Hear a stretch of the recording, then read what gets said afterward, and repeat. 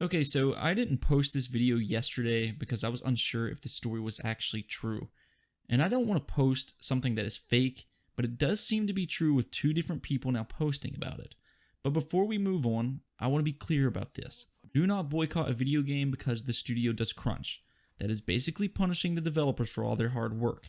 If anything, voice your displeasure in a non-hostile way. In other words, don't threaten people and don't be a jerk.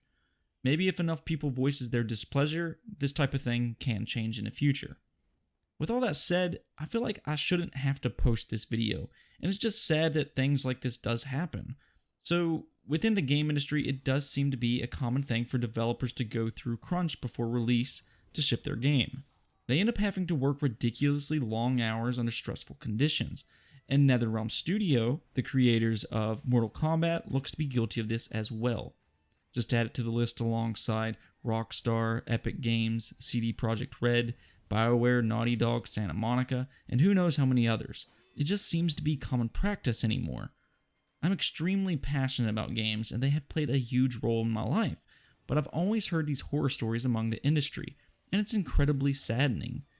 It's the entire reason I've stayed away from working in video games because of this type of thing. In this story though, I think it really sheds a whole new light and something that I really wasn't expecting. I mean, this is just awful in every sense of the word. So we've had two people now that claims to have worked with NetherRealm Studios in the past and talked about how awful it was. It was apparently so bad that one of them is blaming a man's death on it. Let's put that into perspective for a moment. He is saying that crunch was so bad and that they were working 100-hour-long weeks and that a guy died at his desk, and he believes if it wasn't for crunch, this man by the name of Miguel would still be alive. Now, maybe he's exaggerating, I'm not really sure, but that is what he said. He makes several other claims like he only had 4-hour nights of sleep for months, he was unable to wash his clothes for long periods of time, and the higher-ups within the company didn't have to work near as long as the employees did.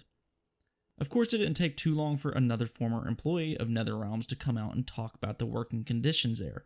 Or actually, I think she was a contract artist, I believe, but she talked about how they work 60-hour weeks for $12 an hour or $11 an hour for women, which is pretty close to minimum wage. It's really kind of unbelievable.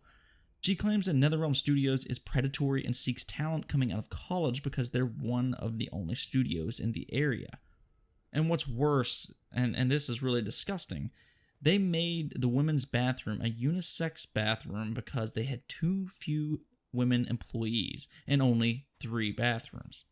She goes on to talk about how they would cram rooms full of developers and contract artists, and it all just sounds like such a poor working conditions that I wonder how anybody could actually work at a place like this.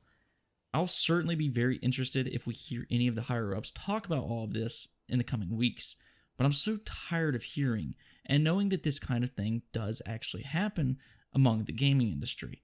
It's just absurd and it really shouldn't happen at all. I love video games, but we shouldn't be treating employees this way. Yeah, sure, I want a great game, but I don't want employees to suffer like this. Employees really do need to start taking a stand. Maybe they need to make some kind of union or something, because this kind of thing is just not okay. As a gamer, I don't mind waiting a little longer to play a game. And us gamers need to voice our displeasure with this kind of work conditions.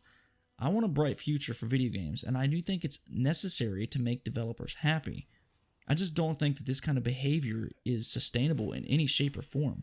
As I alluded to earlier, I avoided the game industry for this exact reason. I've had people come up to me, and they always ask me, why didn't I get into game development? Why didn't I work with games?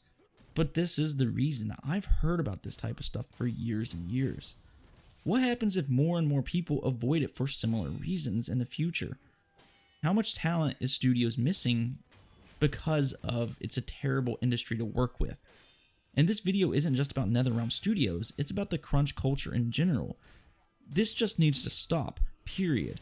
Again though, I do want to repeat myself and say don't boycott the developers. The new Mortal Kombat game is looking great, and I'll probably buy it in just a few days actually. I've just been a little busy with Sekiro lately. I mean, really, it's such a hard game. Anyways though, I won't rant any further. What about you guys though? What do you all think about all of this? And how can developers avoid this kind of stuff in the future? Let me know in the comments below and make sure to give me a like and subscribe.